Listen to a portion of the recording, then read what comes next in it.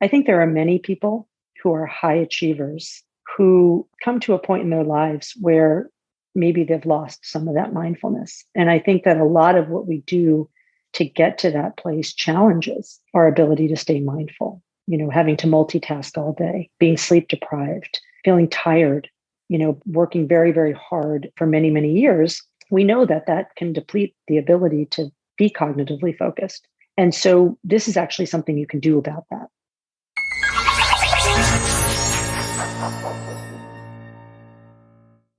Hello, and thank you so much for joining us for this edition of DocWorking, the Whole Physician Podcast. And I'm thrilled to be joined today with Dr. Antonia Stephen from Harvard Medical School, as well as MGH. And I know her as Apple. So that's who I will be talking to today, is my friend Apple. And she is a surgeon who specializes in thyroid surgeries. And she is also the head of the wellness for surgeons at Harvard Medical School and MGH in Boston. And Apple, I know one of the things that you and I love talking about and sharing information about is the impact that a regular practice of meditation and mindfulness can have on helping physicians not only be more just relaxed human beings, but really help them be better physicians and have better experiences outside of their work as physicians as well, kind of in that whole life way that we want to make sure that we support physicians as well.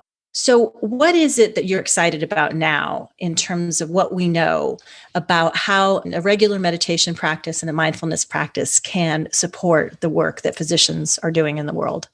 Thanks, Jill, and thanks for having me. I think that I've come around to meditation and mindfulness as something that really helps me in every single aspect of my life. And additionally, helps me pivot between all the different things in my life, which include obviously my work at the hospital, in the operating room, out of the operating room, in academics, teaching residents and medical students, and at home, and in even things like my own athletic pursuits. So there's many different applications of mindfulness. Focusing on sort of the life of a physician and specifically the life of a surgeon is having sort of this practice of meditation and mindfulness in your life, which we do often practice when we have a quiet moment, alone in our home or in our office, actually makes you better able to keep that focus, keep that relaxed focus, which is where you really always want to be in your life when you're trying to accomplish anything or do anything. You're able to bring that relaxed focus to really every aspect of your work. So that's sort of where I came around to doing this and why I think it's so important for really anyone with a busy life, and certainly for academic physicians. And so you have been excited about the fact that there's been some research out there. So there's some new emerging information that's showing that physicians who do practice some form of regular meditation say that it actually impacts the ability to work as well. I think there's some research out of California and some other places as well. Can you tell us a little bit about that for those of us who aren't familiar? Absolutely. So I'm just going to kind of go back a bit to the original meditation clinics, which were mindfulness-based stress reduction, or MBSR clinics, which were really applied mainly to patients. Primary care physicians would refer patients with problems like hypertension, anxiety, depression to these clinics, and the patients would go and they would see some good outcomes. And it certainly didn't take long for people in other aspects of life to realize that if you were just a regular person and weren't necessarily diagnosed or struggling with any of these problems, that you could actually improve your own life, your own focus, reduce your stress, and be better able to focus on what you want to get done by adopting these techniques. So some of the areas in which it's been applied, even before medicine and physicians were interested in it, although many individuals were sports and business. And in particular, elite athletes would take these MBSR courses and adapt them to their own sort of lives or teams or need for achievements. And there are publications on how this impacts an athlete's ability to stay focused throughout a tryout, throughout, a challenging event. And that data has been published. And in the meantime, physicians, and in particular surgeons, have also studied the techniques of mindfulness and meditation and how it impacts not just your sense of well-being, not just your stress levels, but also your ability to stay focused and perform. Two of the places that have studied this closely in residence is at UCSF, where they have a Center for Mindfulness and Surgery. and also at the University of Indiana. What was particularly interesting about the data from University of Indiana is that they actually looked very closely at technical performance in the skills lab, and in particular in laparoscopic skills, which can be a very difficult and frustrating thing to learn how to do. And they compared medical students and residents who were attempting to learn these very difficult skills and studied ones that were trained in mindfulness and ones that weren't, and did see differences in their ability to focus throughout these challenging exercises. So based on this kind of new emerging research and just your life as a practicing physician and somebody who is a professor at Harvard Medical School and sees residents and new surgeons coming up, is it your belief that most physicians and surgeons would benefit through their training and then into their life and in their medical practice if they would develop a regular meditation and mindfulness practice? Do you think it's for everyone? I do. I don't think there's a single person out there, no matter what you're doing, that couldn't benefit from feeling more focused and feeling more relaxed when they're doing these things. It's sort of the sweet spot that we all want to get to. We sometimes talk about it as the flow state. Mm-hmm. And in whatever you're doing in your life, being in that focused state of mind is no doubt of great benefit to whatever you're trying to accomplish.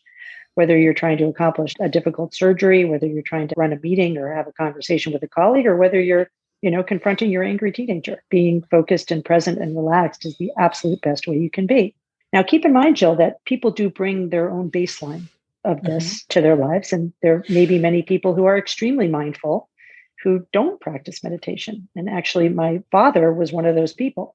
I don't think he ever had a meditation practice. I think he knew about it, but never studied it, or I'm not even sure he read about it. And he was probably the most mindful and present person that I've ever known, him and probably my friend and neighbor, Dr. John Kabat-Zinn. So does everyone need it? Should everyone do it? Well, once again, it sort of depends on where you are at baseline.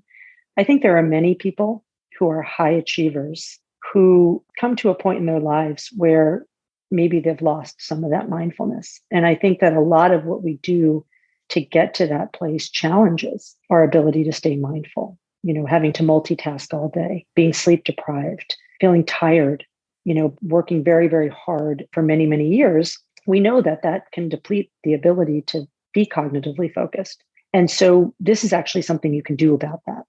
So do I support this for anyone and everyone? I certainly do. Is it ever something that you can insist that someone do or make them do? No, never. It's something that you can introduce and talk about and discuss how you've seen it benefit yourself and other physicians. And then when someone feels that they need it, we hope that it's there for them.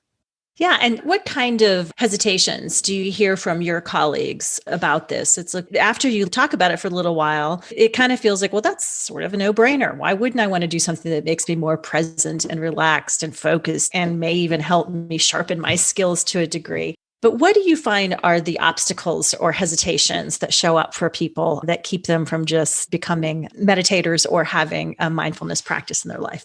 That's a great question, Jill. And I think, honestly, of all the questions that we've discussed, this is the multi-million-dollar one. When you talk to people about preserving their cognitive function, when you talk to surgeons about preserving their cognitive function, when you talk to surgeons about performing technically better in the operating room, when you talk to surgeons about being able to stay relaxed and focused throughout all these difficult days that we have, obviously, everybody wants that. I think there's a few things. First of all, I do think that this concept of mindfulness and meditation for some time, and that has been eroded by the involvement of the sports and business communities, was sort of seen as just a relaxing technique, just like any other sort of hocus pocus. It's sort of connection sometimes with things that, seemed not intense or silly or, whatever, however you want to put it. I think that it sort of got a bad rap in some ways, at least for people like surgeons.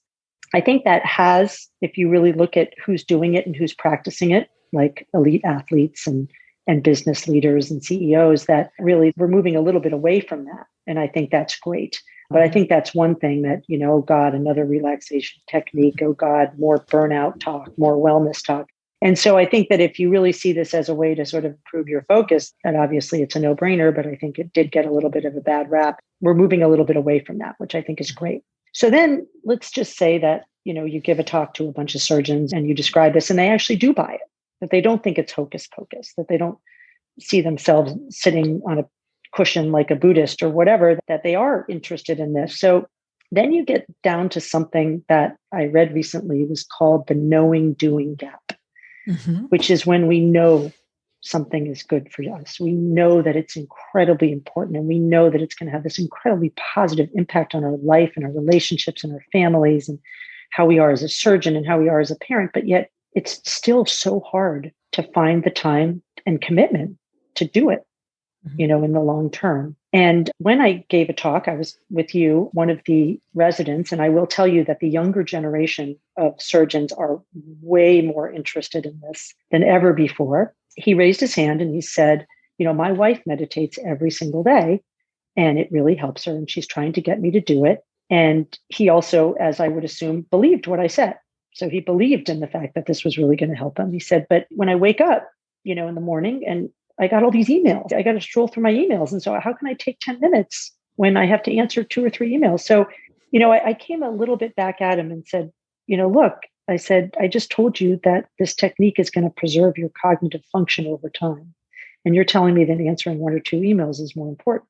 Now, I'm giving him a little bit of a hard time because the reality is that that's where a lot of us live. And one of the tips that I got in terms of meditation is that if you want to build a new habit, that you try to attach it to a habit that you already have. Yep. Piggybacking is what it's known in the coaching world. And, we brush our teeth every day. And every time we brush our teeth, we don't think, oh my God, I have to brush my teeth. Because if I don't brush my teeth are going to rot out and I'm going to go to the dentist and they're going to charge me lots of money and my breath is going to be bad. We don't think any of those things, right? We just do it. And so the more you can attach meditation to another habit, make it a routine, the more you might bridge that knowing doing gap of which we speak. But it's not easy. It's not easy to develop a new habit and it's not easy to stick with it.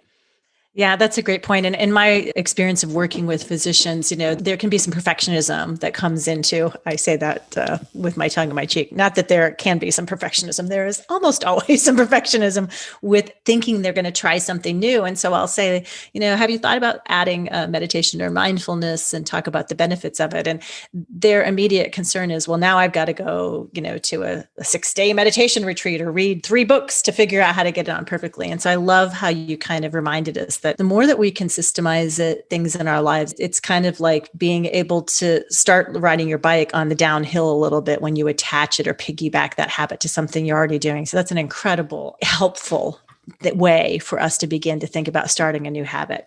This has been wonderful. Dr. Antonia Stephen from Harvard Medical School and MGH in Boston, the head of wellness for surgeons there. So many good things to think about in terms of how meditation and mindfulness can benefit a physician's medical practice. I want to make sure all of you tune in. We're going to have another podcast where we talk specifically about how to make time for meditation and mindfulness, because, we all know doctors don't have any time. So how we can actually make time for meditation and mindfulness. So make sure you tune in for that. But in the meantime, Apple, thank you so much for being here and sharing your expertise with us. Thanks, Jill. Until then, everybody, we'll see you next time on DocWorking, the Whole Physician Podcast.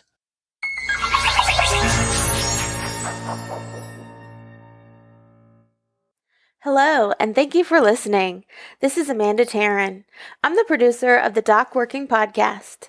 If you enjoyed our podcast, please like and subscribe.